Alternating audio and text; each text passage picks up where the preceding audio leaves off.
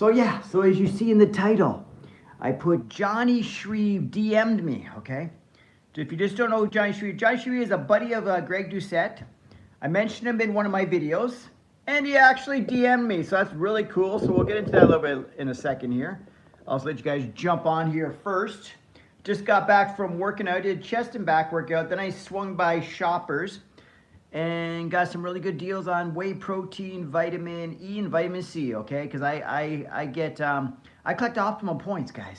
So I've got I'm so good at collecting optimum points, like PC optimum points, that I end up getting free groceries all the time. Like right now I just spent $60 with stuff on sale and still got basically at 20,000 points, which is equivalent to $20. I ended up getting 21,000 points, which is equivalent to $21. I spent around 60 plus tax, so I spent around $69. But I got all the stuff on sale as well, so I got all these optimum points.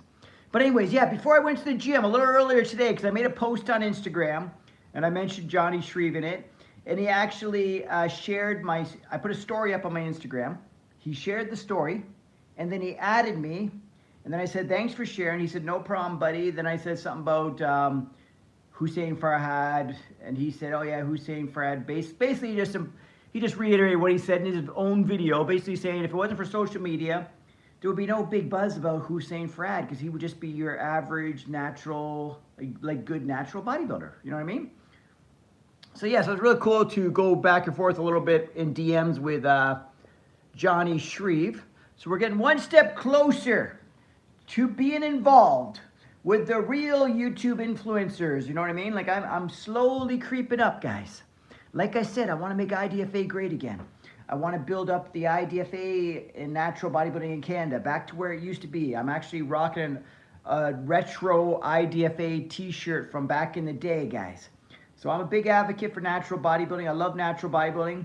I think the new angle is anytime there's some natural bodybuilding gossip going on, I'll get involved, but I'll also spin it so that IDFA is involved as well.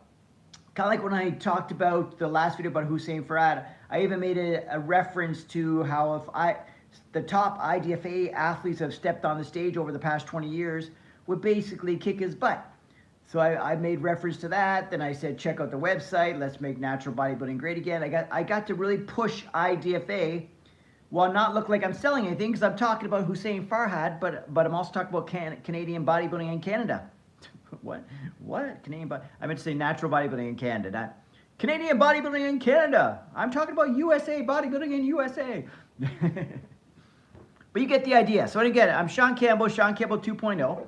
So hopefully some more people jump on here. Sunday evening, afternoon, what would you call that? What time is it? It's 6:30 p.m. Eastern Time in Toronto, Ontario, Canada. I guess I would sort of call that evening. And I just finished the workout. The gym closed at 6, so I got in there around, I worked out roughly about 10 after 5 until 6. Did chest and back, threw in some abs, did a little bit of rear delts as well. And then because Shoppers and the YMCA are right beside each other, so I crossed the street, went to Shoppers, and then I came back home. And it's all walking distance. That's why I love this little area I live in. I love it for that reason, but I also miss having a house and a backyard and a big driveway and all that, big front lawn, all that stuff, right? And floors and basements. I miss all that, but I'm gonna get it back, guys. We're slowly building the IDFA back, and as I build the IDFA back, I'll build up my income back, and we'll build up my old lifestyle back, and we'll get back on track, guys. COVID gave me a kick in the ass, but we're back. We're bringing IDFA back again, so don't worry. So anyways, yeah, so Jonni Shreve DM'd me on Instagram, guys, so that's the big news. So if you have anything to say about that, drop it in here. If you have any questions about anything, drop it in here. It's kind of cool because he is a way bigger influencer than me on social media and also on, especially on YouTube. On Instagram, he doesn't really kick my ass too much, but on YouTube, Jonni Shreve, like I'm just so small fries, it's ridiculous, right? But he didn't hit me up on YouTube though. He hit me up on Instagram. But it's still all the same. It's one step closer to making IDFA great again, guys. Okay. Hey, Beetlejuice. Yeah, basically he just had to say, because I mentioned him in my video, so I made a short that basically talked about the part where he said he wasn't impressed with Hussein Farhad. So he basically I posted up in the story, and I tagged him in the story, and then he reshared the story, which is cool. So then that's how he was in my DMs originally. Then I said, hey, thanks for posting that. You really nailed it what you said about Hussein Farad being overhyped and all that kind of stuff, and he's not 1 in a million, he's more 1 in 10,000, whatever. I said something like that. Then he got back to me and said, yeah, man, no problem, buddy. He said, yeah, I agree with you. If it wasn't for social media, there wouldn't be such big hype about this guy. He would just be another like good natural bodybuilder, but he wouldn't be anything special. Do you know what I mean? So basically, it was kind of cool that me and him went back and forth there. So that's one step closer. One step closer, well, because he's also a buddy of Greg Doucette. And Jonni Shreve has 660 or something like that, 1,000 subscribers on YouTube. So he's a big YouTuber too, guys. He's a big deal. So for him to share it and for him to DM me back and like me, and then he added me as because it was my IDFA_natural bodybuilding. So IDFA_natural_bodybuilding on Instagram, right? I'm also Shaun 2.0 on Instagram, but he DM'd me at that one because that's the one I shared him and tagged his name in. So he reshared my post, my reel that I put up, right, about him, and then he got back to me. So it's really cool. Yeah, he's one of the good ones for sure. Jonni Shreve, tell it like it is. I like him. Greg Doucette. I like maybe Jonni Shreve's approach better, but Greg Doucette has the numbers, right? Greg Doucette he's the guy blowing up like a motherfucker. This guy's outrageous. The numbers he gets, the business he makes, and plus he has a supplement company of his own. So they're both great in their own way, right? But I like Jonni Shreve really speaks to me in that I feel like I align with what he says. And plus he also likes house music. He's a house music DJ, and when I was younger, and I still do like it, house music. I used to go to clubs that had the house music DJs playing. And that's the style of music he plays. And he still does it. The guy's like in his 40s doing house music DJing, man. Like, so we could hang, man. Me and Jonni Shreve. And he's also come clean. He didn't just go on to TRT. He went off steroids completely. So, because he said when he was natural, he was around 200 pounds natural before he hopped on the stuff, because he was a football player who was drug free. He hopped on the stuff to get into bodybuilding and to get an IFBB pro card. And then he got to about 250 or something crazy, right? But yeah, so he went, instead of most guys go off the juice, whatever, and they go on TRT and all these things, right? He went off the juice cold turkey, and he's been clean for a couple years now.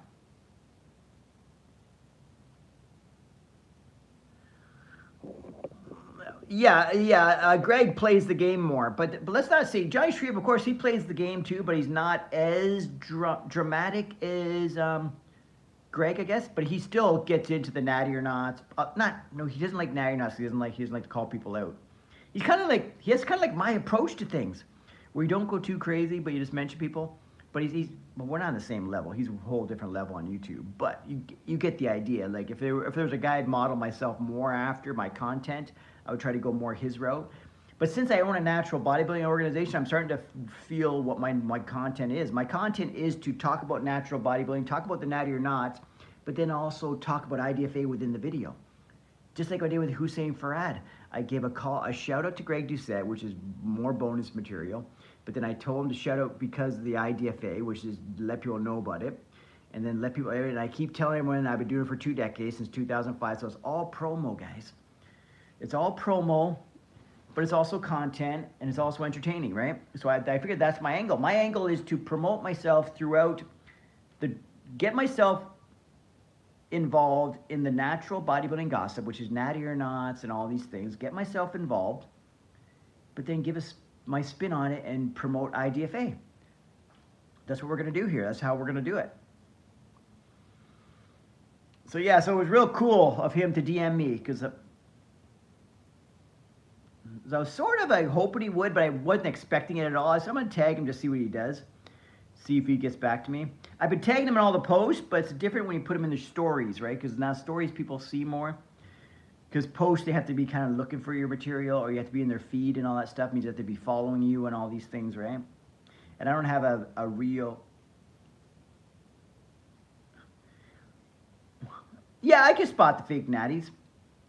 Well, that I could hypothetically spot them. Basically, it'd be my opinion is it'd be that kind of vibe because you can't say for sure. Some you can say for sure because it's obvious, but you don't. No one can say for sure until because you have no proof unless they say it for sure. You know what I mean? So it's really hard to prove it. So I wouldn't get into that. I'd probably just do the obvious ones. Kind of like how because you notice how I got involved in the Hussein Farhat one, but I didn't call him out as a fake natty. I didn't have to. I just got involved in the drama, and I said, you know what? Based on what these influencers are saying, I believe he could be natural. And if he isn't natural, I wouldn't be surprised either. That kind of vibe. I'm not calling people out. Like I'm not going to do the call outs. I can just refer to. I can even go like I can mention Jeff Nipper, Greg Doucette. I can let them do all the calling them out and stuff, and then I can just make a little reaction to it, and that keeps me on both sides of the fence. Keeps me in good graces with everybody and promoting natural bodybuilding at the same time, right? And maybe I'll even jump on the board more than the ones that they're saying natty or not, where I feel they are natty. Then those are the perfect ones, because people don't understand what's possible natural. Yes, you're not going to see these crazy gains from a guy like me. I'm just your average genetic guy like most of these people, right? But there are these outliers who are phenoms. Genetics is real. Genetics is huge in natural bodybuilding. When it comes to developing your physique, basically genetics is everything. I could get my ass handed to me by a guy who works 50% as hard as I do towards the goal of natural bodybuilding, just because his genetics are that much more superior than mine, that he's going to beat my ass without even trying, basically. I've seen guys walking around who don't follow a good diet, work out here and there. They got the perfect lined up 8-pack, full biceps. All that stuff is genetic, man. How your abs line up and they're staggered and stuff. Like if they're perfectly blocked, that's genetic. You can't. I don't train to say I want my genetics perfectly symmetrical. Some people train their abs as hard as they want, and they have like only 2 abs showing. Like for somebody, they only have separation in 2 abs, or they have the 6, but they're all staggered, or they're real tiny little ones lined up like that, or they're the big. Because you kind of want the big rectangular blocky ones, but the waistline's still tight. And that's all genetic, man.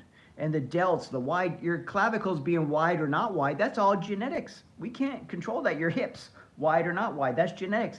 The muscle insertions from here to here, your full muscle bellies, that's all genetic. It's all genetic. But we can be the best version of ourselves, guys. That's all I do. I try to be the best version of myself. I look at my physique.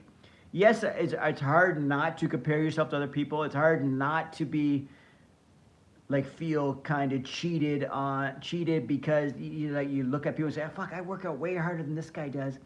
Why does he look so much better than me? You know what I mean? But you can't think that way. You can think you put the effort in and you look the best you can.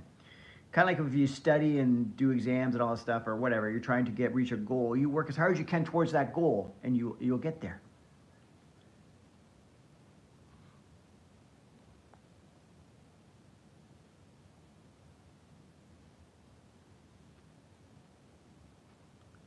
That's a pretty big jump. Yeah, 40 pounds of like that probably muscle, or is that also were you like a late? But 154 is even not even a small high school kid. A 195-pound high school kid is big. Here's my story.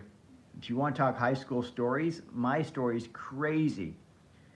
I walked into grade 9 at 80 pounds. Like I was like 79 pounds. I'm not even joking. It sounds like I'm lying. Because I wrestled in the 84-pound and under weight class. I didn't even have to run to cut weight. I just stepped on the scale and I was 80 pounds. And then I eventually, I started probably lifting weights around then. I was a late bloomer. Yeah, 80 pounds. I'm not even joking. Like I was so small, but I was also a little tough kid. I don't know. Like I was very, I guess I was athletic or whatever you want to call it. I was a little wrestler. If you were my size, you were getting beat. If you were even just a little bit bigger than me, you're getting beat. Like, so I was used to like, so when there was an 84-pound and under weight class. I could just show there's a lot of small kids in high school. I was in 84 pounds and under. And about 3 years later, I was into 112 pounds because I think I hit puberty finally about grade 10 or so. And I also started high school later than most people. Like, so I was such a late bloomer. I didn't like hit puberty to around 16 years old, which is nuts because most people hit puberty around 12, 13. That's why I was so small when I was a kid and I was smaller than everybody. That's why sports and stuff and my confidence was lower because I was just like, everyone was so much bigger than me. But I eventually sort of caught up with them all, right? And then eventually I exceeded them, right? Like as far as athletic ability and all these things, right? By the time I was a high school senior, I was like, I don't know, decent physique, very good at wrestling, all these things, right? Because when I was small, no one bothered me because I was so good at wrestling.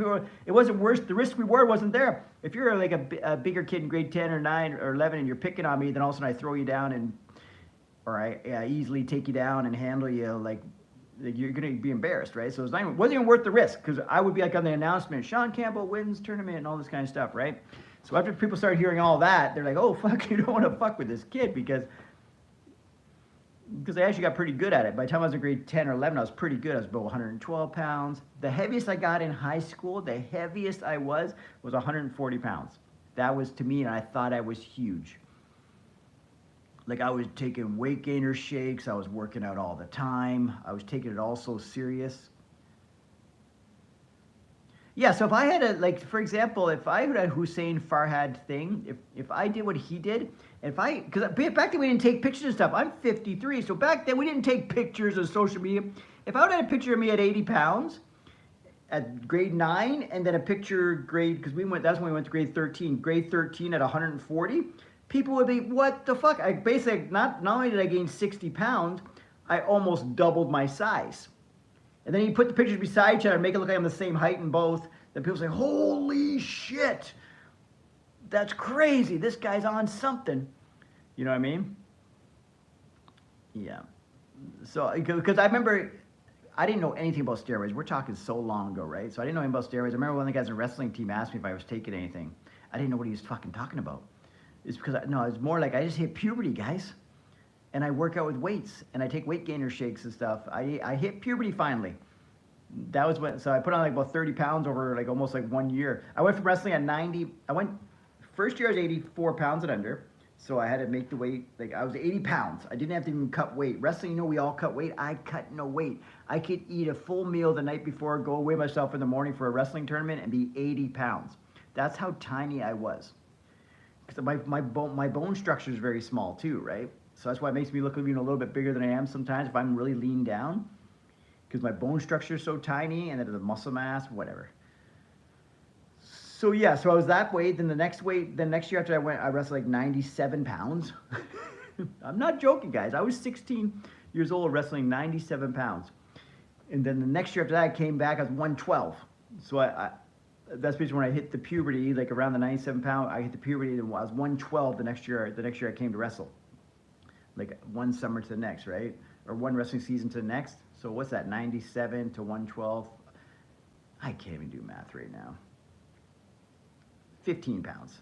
So 15 pounds, and people are like saying, yeah, I have a small waist when I'm dieted down, but I'm like one of those ectomorph guys who, like, I don't put on a lot of like body fat, but I'll put it all in the midsection. Even when I was younger, I'd always put in the midsection. I could have ripped, shredded arms, legs, and my midsection would gain it.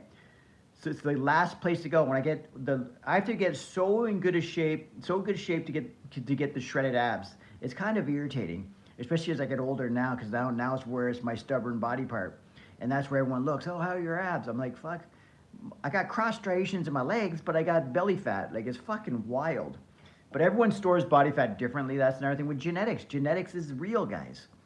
Because I know guys who carry it in their lower body, which you really think women do, like the body fat. Like they get all shredded up here, and they're having a really hard time getting the legs shredded for shows and stuff like that, right? So everyone carries the body weight different. Or some guys who gain a lot of body weight and they get bulky and thick and they still have these big blocky abs because they don't carry the body fat in the midsection. It's just weird. No, the heaviest I've ever been is 170, but that's a little bit chunky. And for me, I'm like 5'9", so I'm 5'8"3/4" to be honest with you, right? I got a very small frame. If I'm really dieted down and shredded, I'm in the 140s to be honest with you, right? And I look probably bigger in pictures. But yeah, this is all natural. So 170 I've got up to just trying to be bulky and stuff, and I let myself gain body fat and stuff. But I gain a lot in the waist, so I didn't really like it too much. But right now I sit around 160 in good shape, right? But if I want to be shredded, I gotta get under 150 to be shredded. I don't remember what I was talking about. So yeah, so when I went from 97 to like 112, one of the captains on the wrestling team, one of the coaches guys, he said, "Shaun, are you taking something?" And I said, "No, what are you talking about?" He said, "I didn't even know what he's talking about exactly." Meanwhile, I'm only 112 pounds, guys. But I guess when you go from 97 to 112, that's a big deal, right? Like I had some crazy, because that might have happened with Farhad too. He might have hit puberty. He might have been like, because that picture, he looks kind of young, that before picture. You know what I'm saying? Like, I think the transformation is exaggerated, but I don't have genetics like he does. You got the 311? Jesus Christ, that's big, man. I can't even picture that. How tall are you, by the way? Yeah, so I went to 112, and the next season I went to 119, but then after that I jumped up again because I really took weightlifting serious. I went to 134. I actually wrestled at 141 because for a while there I was wrestling without cutting weight at all. I wanted to just wrestle at my natural weight because I was trying to be as heavy as possible. And the heaviest I ever got myself up to was 140, and that's bulking up and stuff. And you gotta remember, when you're bulking up and stuff and you're 19, I was probably still lean at 140, right? But not shredded, but lean. But so I was 140. But when I got into wrestling shape and I was in really good shape and stuff, I got down to so close to 134, I just dropped like the pound or two just to make 134. But basically, my last year of wrestling, I didn't want to cut weight. I just want to say, okay, get myself as in good a shape as I can get, and then just wrestle, right? And wrestle at my healthy body weight. And I did really well. Like I was gonna go wrestle in university, but I lost passion for it. I guess because I just didn't like how wrestling, especially in Canada, you get no recognition, right? But I did really good my last years. I put a lot of effort. I wanted to end with a bang. I said, I'm gonna end high school and take wrestling very serious for my last year. But I'm not gonna cut weight. I'm just gonna get myself as strong as I can. I even started wrestling at the what do you call it? The club tournament, They have club wrestling as well. Like you do your high school wrestling team, but then you join a club outside of that to go to even more tournaments, to get even more practice. So I basically would practice twice a day. So I took it real serious, and then they got me onto the University of Western Ontario wrestling team. But I lost passion. By the time I went there as a freshman at Western and stuff, I was like, I can't get up in the morning because they were doing 5 o'clock in the morning practice and stuff. I just lost. I kept with the weights because I loved the weights. It's the weightlifting I love, but I'm not a great bodybuilder, but I just loved changing my physique. Because my physique went from 80 pounds to 140 because of weightlifting, not because of wrestling.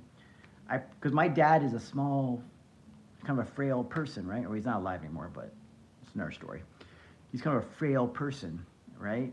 And that's the body type I have. I have his genetics, okay? But he was always very vascular and stuff. He was always ripped, but he's a small guy. But he had no muscle mass.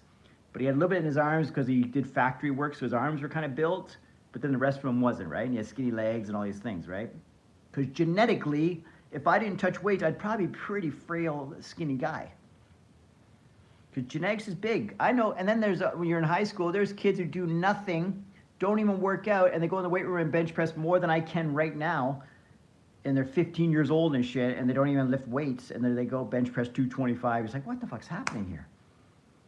Because genetics is real. People got to understand, especially in natural bodybuilding. Let's not hate on everyone. Genetics is real.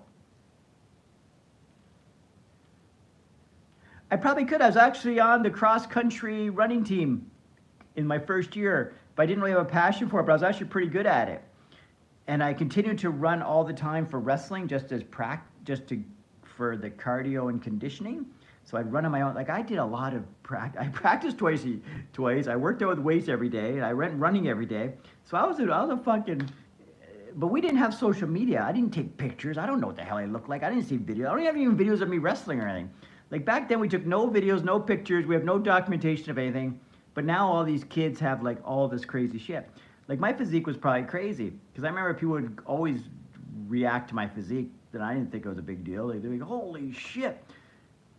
Because I'd wear the singlets, because fucking wrestling singlets. Let's be real here. They show your physique. If you got a good physique, it's going to show because because I was a small frame, but I had muscle mass, like my upper quads. I'm kind of one of those guys. The less clothes I wear, the better I look if I'm ripped, right? Because naturals is naturals. When we wear our baggy clothes and stuff, people say, "Oh, you're just like an average guy," until the clothes come off, and then you're like, "Holy shit!" And that's kind of like in wrestling. So I'd be like in the warm-up stuff, getting ready for my match, then take it off. They'd be like, "What the fuck?" Because I'd be like, not crazy, but more than they expected. Like I had the separations in the quads before I even knew what separation in quads were. I didn't know what it was. I had the splits in my quads and all that stuff, and the obliques and all these things before I even knew what the shit that was. I had lats and defined triceps, and I didn't even know what the fuck that was. I just worked out. Because wrestling, there's so much conditioning, your body fat gets low, right? And you're young.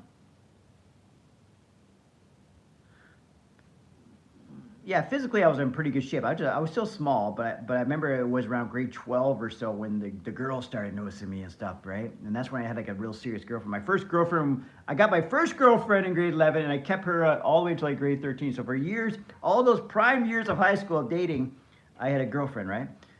Because I got my confidence up and I met the first girl. You know, you have your first girlfriend, and then she ended up being like a 3-4 year long relationship. But that's when people started noticing me, like, oh, this guy actually looks good now, right? Because I was never the guy the girls picked before, because I was a small little guy. I was the cute little guy who was funny, and they say, oh, he's so cute, because I was way smaller. When I was in grade 6 and that, I was down here, the girls were all up here. Like, I look, you know that little tiny kid in all the classrooms? I was that guy, because I have a daughter as 8, right? So you know those little guys in your class? They're the little guys, they're funny? That was me. Because my daughter's like average size. She's actually pretty tall for her age. Because her mom's tall for her age. Like her mom's more tall, whereas I was small. Like her mom's my size, my height. Anyways, right. So yeah, so getting in shape, yeah, especially if a youth can really build you. It built my confidence. That's why I loved weights so much. I got addicted to it because I felt like finally I have control of this. I was so insecure looking at myself. I look at myself, it would just make me upset.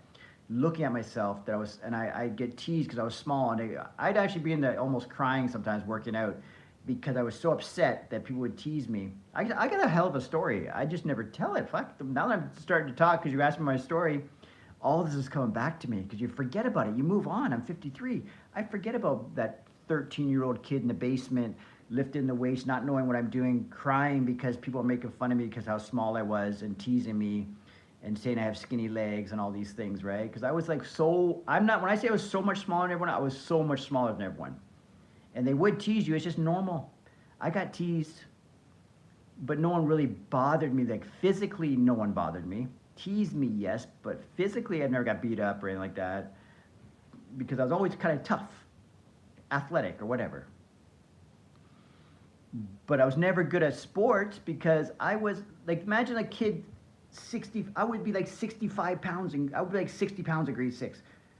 People are 60 pounds at grade 1, okay? So I'd be that skinny little guy in grade 6 when everyone's playing the sports and stuff, and all my friends are 100 pounds. Like, I'm basically half the size of every boy, and I'm trying to play soccer, and they're teasing me, oh, Shaun, you're so small, ha, ha, ha, look at his skinny legs. It destroyed my confidence, right? That's probably what made me to who I am now, because now I'm like, people would say I'm an introvert, right? I'm to myself. I'm more confident, sure, but I'm so happy. I'm so fine being by myself just because stuff like that. I was probably by myself a lot when I was a kid because you'd avoid the situations. You just hang to yourself, be to yourself. I'd have just 1 or 2 close friends, and that's just the way I've lived my life, right? Yeah, fitness is great for confidence, guys. That's why, you know what I mean? Use it for its good. Fitness can be a great thing. You have someone they give him for mental health, like you're saying, it's everything. Like confidence and insecurity, all these are mental health issues and all, or can lead to it, right? I would say fitness saved me. That's why I love bodybuilding so much. But even, you just imagine back then, we didn't know anything about bodybuilding. I would just be lifting weights and not know what the fuck I was doing. But I knew I was doing something positive, and I felt good after I did it. And I felt stronger, and people were starting to notice me, like say, oh, look at him. Like I was small, but they say, oh, look at his biceps. Dude. And they even say, flex your biceps, show me your biceps. Because I have short biceps too, so I have that really high peak, but they're tiny, but they're high peaks. And I had lats. I had lats. Like that's why some muscle groups are just genetic. I had lats like even when I was in grade 7. You know what I mean? Like I go like this, and I could flex this, and people were like, "What the fuck is that?" Like people wouldn't know what that was. He has wings. I don't know. And it built confidence because then people would look at that, then they'd see my abs and stuff, and they'd be like, "Oh my god, look at his abs." It would just made you feel so much better about yourself, right?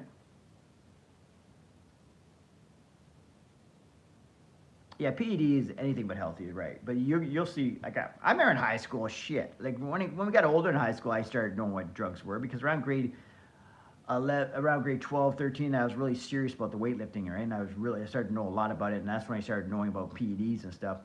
You would see kids in there that were smaller than me at the time, come back after summer, they're fucking 20 pounds heavier than me. They would literally put on 30 pounds of muscle. Because you got some kid on steroids who's got probably decent genetics, and his testosterone's out the roof already, because he's like 17 years old, and you jack him up with steroids, what do you think's gonna fucking happen? And the effort these guys, or intensity they probably train with, because you're young and enthusiastic, and you're training like a fucking maniac. Like I used to train like more of a maniac than I do now. Like we'd train till we couldn't move the fucking thing, and then we'd still keep trying to press the thing, and we couldn't move it. It was just different mentality, because we thought we had to give because we would, back then you believed you had to give 100% every single set. There was no warm-ups, there was no pyramiding up. It was like every set to fucking failure. Yeah, increase the weight, but every set to failure, so your reps are just dropping because you're fucking giving all out every single set for like 15, 20 sets for chest. And just imagine someone doing that and also being on fucking drugs. The shit that would go on.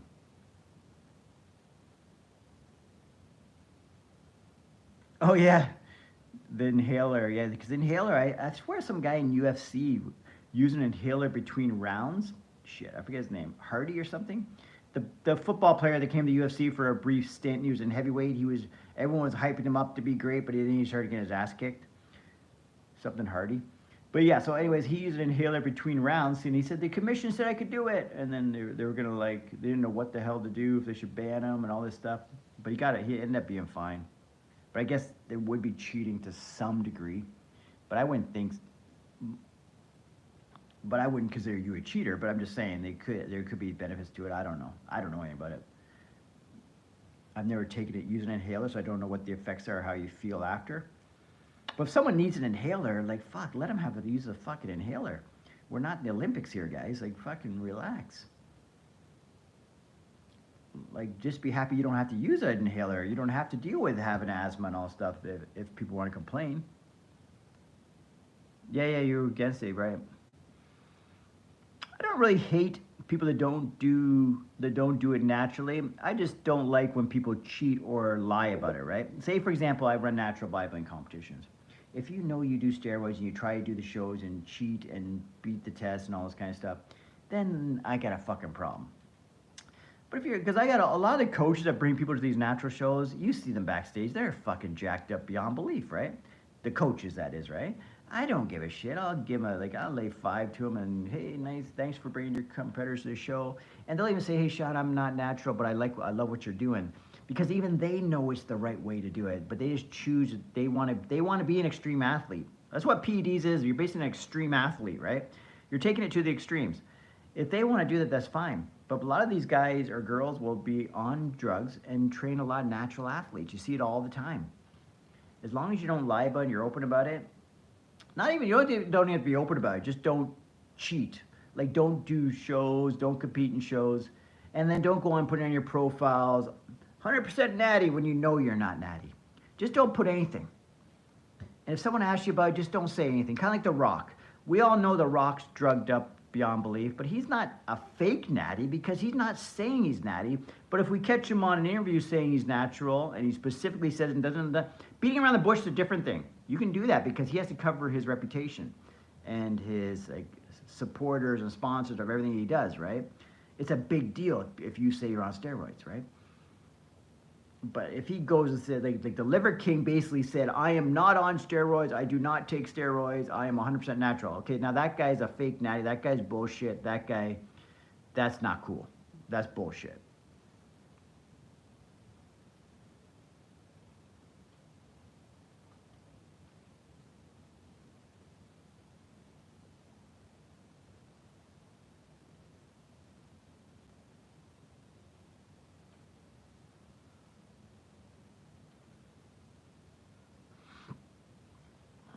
Yeah, I guess. Yeah, so you would definitely come across a lot of the haters then, because if you did like the inhaler, then all of a sudden you're winning and stuff. If you're not winning, people don't give a shit. They're not going to call you out for anything. If you don't if your physique doesn't even look good, they're not going to say, oh, you're a fake natty and all that stuff. They only say you're a fake natty when basically I put this in my last video. I don't know if you've ever seen it, because I might make it a separate video on its own. The biggest hater of natural bodybuilders are natural bodybuilders, right? As soon as someone beats you, if you're a natural bodybuilder, you make every excuse. They're all the fucking guys on drugs. You can't get that conditioned. You can't have that much size. Natural bodybuilders hate on natural bodybuilders more than anyone. Natural bodybuilders call it the fake natties more than anyone. Even the fake natties that aren't fake natties, you know what I mean? Like, they claim, basically, if anyone looks better, say for example, if it's me, if anyone looks better than me, they're fucking on drugs. Because there's some people that are just poor losers, or they don't have a fucking clue. Or there's some people that really can't judge themselves properly. They look in the mirror and they think they're the God's gift to the fucking world. And if someone, heaven forbid, can beat me, there's no way no human on this world can beat me naturally. And meanwhile, I see people like that and they don't even look good. That's what's funny. I see people that say they get like third in the show, or sorry, they don't place, let's say for example, someone doesn't place in a natural bodybuilding show, okay? They don't even place. And they're just up in arms saying, oh my God, it was all politics and I got screwed. And then you're looking at the guy and saying, dude, you are not conditioned whatsoever. You're not ready for this. I'm not bashing your physique at all. But you deserve not to place top 5. You do not deserve to be in the top 5. Do you see the condition of these guys? Some people cannot judge themselves. They need people to judge them. I can assess myself easily. I can look in the mirror and say, okay, that guy's going to beat me. I can look at pictures and say, okay, yeah, that guy beat me.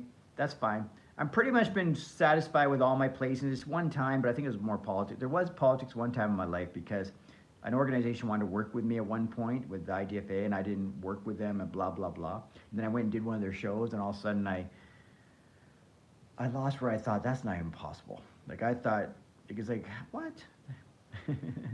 To some guy who didn't even know how to pose. But whatever. You just move on with life. You can't control everything. That's...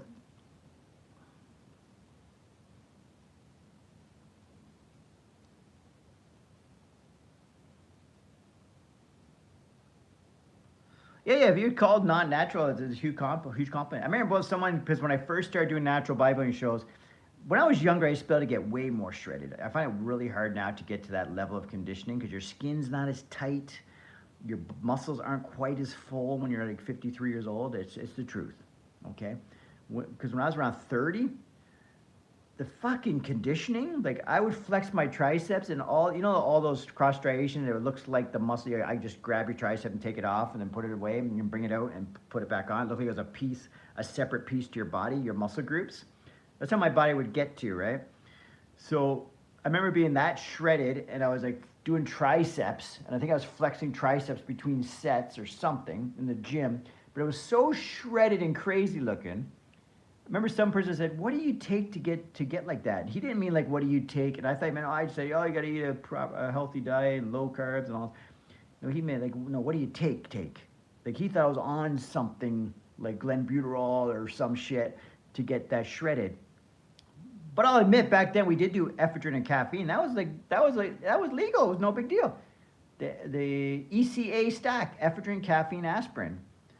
But I've been that shredded without because I stopped, as soon as ephedrine was banned in natural bodybuilding competitions, I stopped taking it, and it didn't change my physique. Then the following year, I looked just as shredded, right? But I was taking that before. But yeah, I remember I was so shredded that people would ask me what I take to get like that. And it was always young kids in the gym because they didn't know, because back then people didn't even know much about natural bodybuilding. People didn't know how to get like that because I had to do my own research. You couldn't just look up the internet and find this shit. Yeah, ephedrine's basically meth. I haven't taken that shit in 20 years, so yeah, but before, back in like 2000, it was normal. Everyone was doing ephedrine because what was his name? What was the guy? Phillips? EAS, the Phillips? Bill Phillips? Bill Phillips. Bill Phillips is the first guy who started recommending the ECA stack, and it was normal. Like no one had said anything about it. Take ephedrine, caffeine, and aspirin. You just take one of each pill and pop it. It was normal. They call it the ECA stack. It was like the most normal thing. It didn't make, like I'm like some guy that's 20, that's probably 25, started doing the ECA stack. I'd get an ephedrine pill. Because you do the aspirin just once a day. If you're doing a stack, they said just do, basically the ephedrine caffeine was a big stack, right? So I would just get an extra large coffee at Tim Hortons, this would be when I first started drinking coffee and shit, and an ephedrine pill, and you'd be so fired up, you'd be like shaking going to the fucking gym. It was better than any energy drink ever, but I'm not gonna do that. Because you had guys doing ephedrine. I knew guys, I was in waitering back then, and some of the waiters just pop ephedrine just for the hell of it. They'd have like these little tiny ephedrine tablets. They'd just take them every once in a while. They literally were on drugs, like amphetamines or something, all fucking day, right? Like you said, meth. And I didn't think anything of it. But they started banning it in sports and WADA testing and stuff. So when I do the urine testing, because some of the natural shows would do urine testing and stuff. So just in case you get urine tested, if you have ephedrine in your system, that's considered a fail. So I just stopped taking it cold turkey, right? Like. And I took it for all my show preps. It was just normal.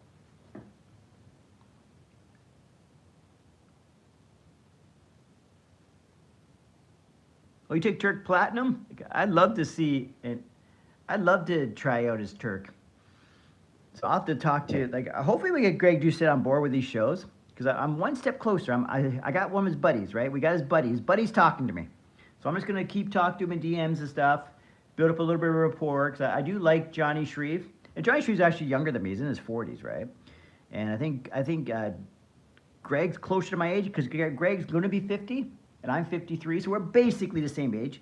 But Johnny's a little bit younger than me. I feel like I'm on their level. Like I feel like we're all like pretty cool. But the problem is like the conversation would be much easier with him if they were blowing up. Because when I was big, they weren't big. If that makes any sense. Because Greg was more of a big-time athlete, but now he's a big-time influencer. So when my organization, there was a point when I was making like a really good living, making a lot of money, because I was running like 15 shows all across Canada, and I was the Canadian organization for natural bodybuilding, right? And you don't know what you got till it's gone, right? It's one of those fucking things, right? And it slowly just started going away. Passion started going away. But now I feel like I've got it back, and I'm loving natural bodybuilding again. I don't know. I'm just happy it came back to me, because I'm a guy who I'm fueled by passion. I'm not fueled by money. People love, because money motivates me if I got a 9-to-5 job, and if I'm going in and I'm punching in the clock, and I know more hours I work, more money I get. Then I think money, because I think, okay, I'll do 40 hours this week, I'll get this much money. If I do an extra shift on waitering, I'll get that much money. But now when you're self-employed, there's no money coming in unless I'm bringing it in, right? So I have to be passionate. I have to have, the passion has to fuel me to go. Someone can't say, oh, Shaun, you're gonna make money, because there's no dollar number in mind. Like, how much money am I gonna make? I don't know. Because you're never about making money, but when you build your business, money comes. But I'm not punching in and someone has to owe me a check. Like, I can't get up today and say, no, I'm gonna put in 12 hours because I know I make 25 bucks an hour, and we're gonna make whatever the fuck that is, like 300 bucks, or yeah, 300 bucks for the day if I do 12 hours at 25 hours. I'm gonna do 12 hours today at 25 bucks an hour. No, I'm doing 12 hours at $0 an hour, and hopefully we can get business growing, right? So it has to be passion, has to fuel me. Maybe I just need to break your right, because I feel like I did lose, and then COVID fucking rocked me, right? COVID changed everything, because then even if you do have passion or not, the fitness industries, the fitness competitions were done, because it's like we were not allowed to rent venues, we weren't allowed to have people gather in venues, and that's how I made my money. I had all my eggs in one basket. I was only running natural bodybuilding competitions, right? Which is great now, because if I build this back up, I'm smarter now that I know to build side projects and stuff like clothing lines, supplements. I know to do all that as I'm building this, and even start, because back then I wasn't training anybody. I'm still not really training anybody, but I might get into like 90-day transformations and stuff, and working with people, like the regular people, to transform their bodies. because I want to work with regular people. I don't want to get into the role of training natural bodybuilders or bikini competitors. I don't want to do that. I want to supply the venue for them to compete in shows. I don't want to have anything to do with training them, right? But that's only 1% of the world, right? I want to train the 90% of people that are just average people who want to just be in the best shape of the best version of themselves, because that's what I promote too, be the best you possible. I want to work with those people.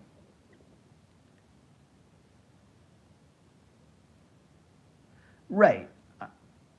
Exactly, and that's what fuels me, because I built it. Even when I built the IDFA to a really big state, when I was like running 15 shows and I was in every single province across Canada, I was doing shows from the East Coast to the West Coast. I had probably 1 or 2 shows in every province, right? So I was doing like 15 shows in total, like 1 or 2 shows in every major province. So I had about 15 shows across Canada, and they were all doing well. Some of them were doing very well, some were just okay, but overall doing great. And I'd have good shows everywhere I went, good crowds everywhere I went, because ticket sales is a big deal too in these shows, right? And I was always known for having a really good attendance for the audience. So I would do very well for years and years and years. And you just think it's going to be like that, right? And I built it to that, not by how much money am I going to make, because I didn't come from money, so I don't even know what money was. I didn't know, oh, Shaun, you're going to make 100 grand a year. What's 100 grand a year? I don't know.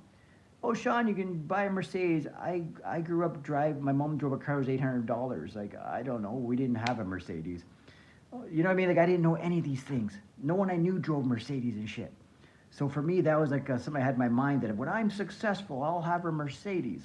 So I eventually so I do have a Mercedes. But does that make me success? No, it doesn't. Like, I don't know. It doesn't excite me that much, right? But still nice. I'm not complaining, but...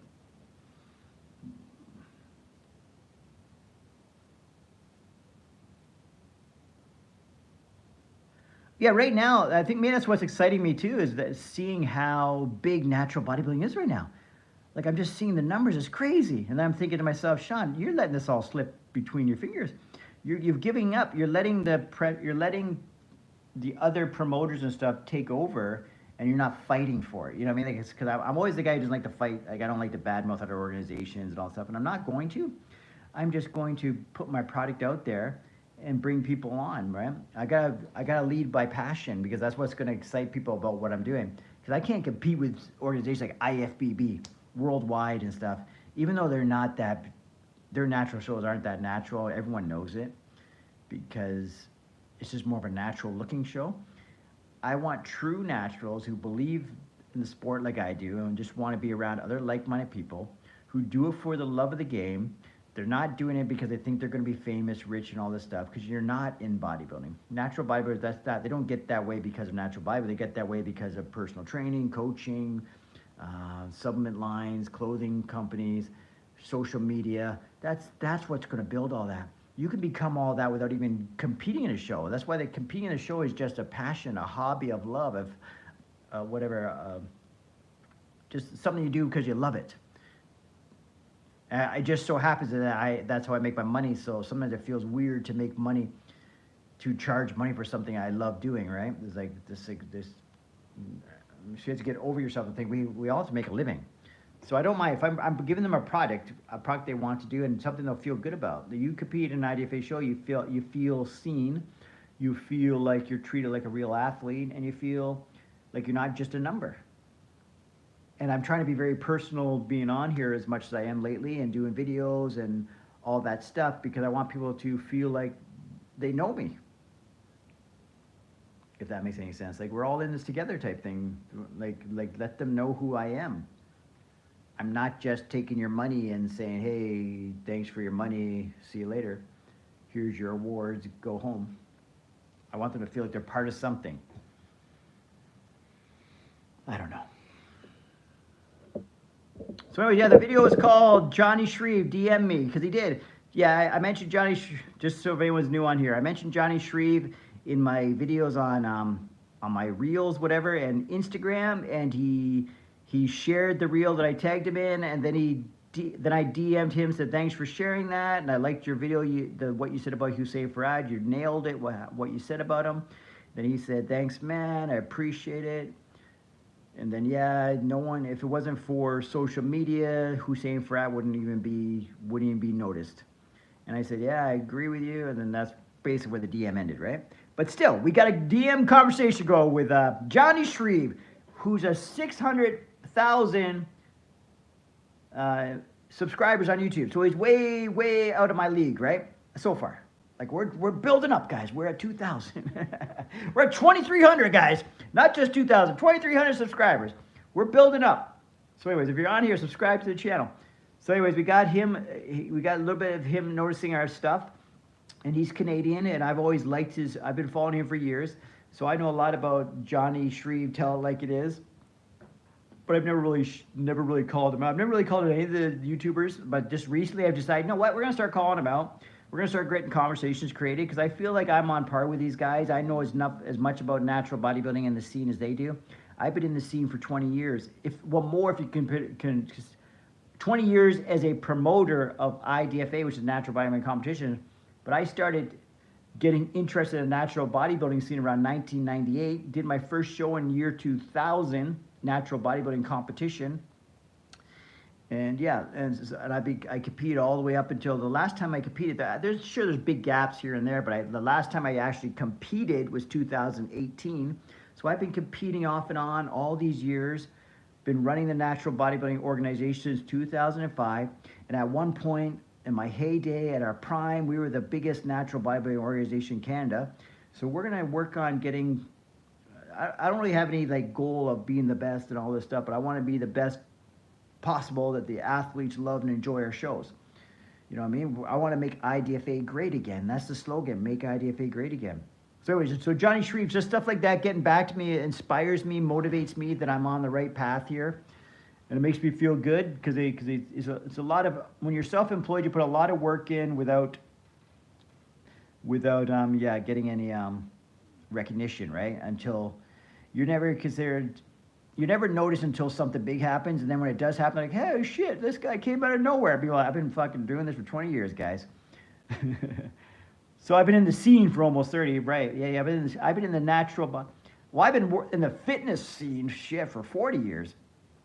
Well, maybe not quite 40, but it's around, I say around 15, 16 is when I got really interested in working out with weights and stuff, and I really loved fitness. I made it a part of my life.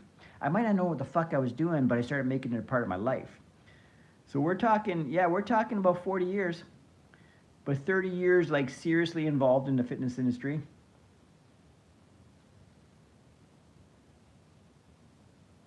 Yeah, I just want to build it back up, exactly. Because it never left, it never disappeared.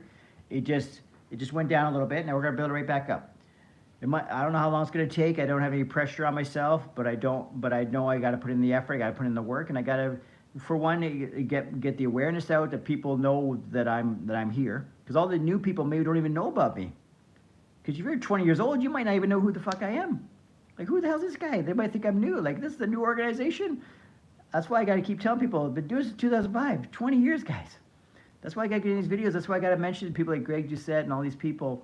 And get on that because that gets exposure. That's why they do it. They call out people all the time because of exposure. Do you think if Greg said didn't make all these Natty and Knots, didn't do Natty or Knots on entertainers, didn't get involved in all the drama, do you think he'd be where he is now? No, he wouldn't, because you have to get people, you have to get eyes on your product. So I'm getting eyes on my stuff by talking about Greg Doucette, Jonni Shreve, Jeff Nippert, Hussein Farhat, all these people.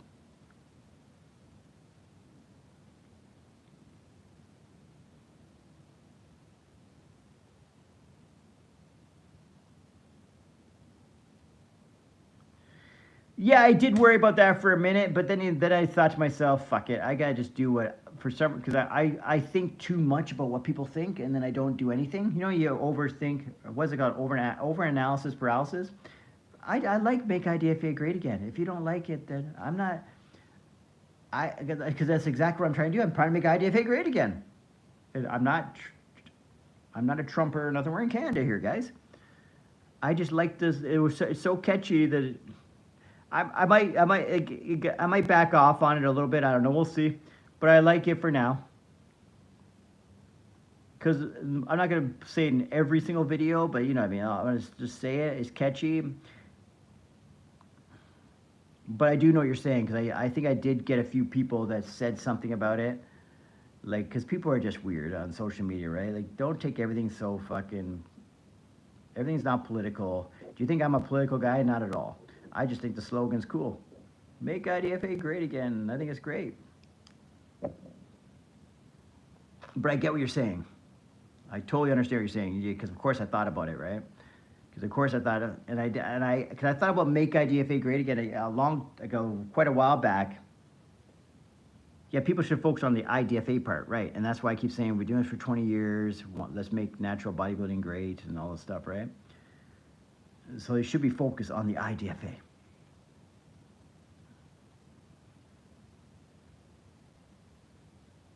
And someone in one of my comments one time said, hey, Shaun, the competitors need to do their part too if we're going to make this great. I'm like, you know what? It's true, but I'm not going to say they have to, but yeah, it's catchy. That's what I want. I want to get their eyes on IDFA. It's kind of like when I do a video on Greg Doucette. The whole point of the video when I talk about Greg Doucette, yes, I do want his attention. Yes, I do want him involved with IDFA, of course, yeah. But I also want people, because they're Greg Doucette fans, they're going to see me, and they're going to put their eyes on Shaun Campbell, and Shaun Campbell is the IDFA, so we're getting eyes on this. So the more videos I do about Greg Doucette or Hussein Farad or all these people, even people, because some people that are old school are saying, Shaun, you shouldn't get involved in all this drama, that's all a bunch of bullshit. And then I think to myself, it's not that fucking serious, guys. This is just called marketing. Because the reason why you're not involved, you don't have nothing to sell. I have something to sell. I have a brand to build. So me being involved with it is just fucking smart. Me not being involved with it is the dumb move. Because what am I going to do? Let IDFA just fade away? Let the old guy go to pasture? All the new natural bodybuilders will never know who I am because they're all social media people. They love all this stuff about Hussein Farhad and all this stuff. All the new people, all the new kids are all on YouTube, Instagram, and all this stuff. They're posting shit all over the place. They're talking fake natty this, natty that. They're talking all this crazy shit. That's what the new generation of people is doing. So if I want to get their attention, I got to be part of that scene. Even if I am the old guy in the scene, but they're going to see my shit. Anyways. Okay, guys, I'm going to jump off here. I think it's basically almost 7:30. I've been on here, it says 57 minutes and 43 seconds. So I think I'm going to jump off here at 60 minutes. So we'll give it a nice round hour. We'll make it 1 hour. So if you have any more to say, thank you, Beetlejuice, for being on here, because I basically, me and you just had an hour-long conversation that hopefully you've got a few other people that get to see it. I think we talked about some good stuff on here. Oh, the IDFA IG account followed you, so I followed you and didn't. Do I know what your name is on IG? Maybe I don't, because that's me who followed you. Then, because I was on there, I was on the IDFA account and Shaun Campbell account following people, right? I try to follow people now with the IDFA account because I'm trying to really build the IDFA brand. Because it's getting confusing when I was following on Shaun Campbell and IDFA, all these people, and people were like, and I didn't know where to promote. Shaun Campbell basically account, I can promote whatever I want. And IDFA, then IDFA, I try to keep it just to IDFA. Yeah, have a great day, Beetlejuice. Thanks a lot, man. I'm gonna log this sucker out too, and yeah, we'll talk on Instagram as well. Since I just followed you, apparently, I'll have to figure out who you are on IG.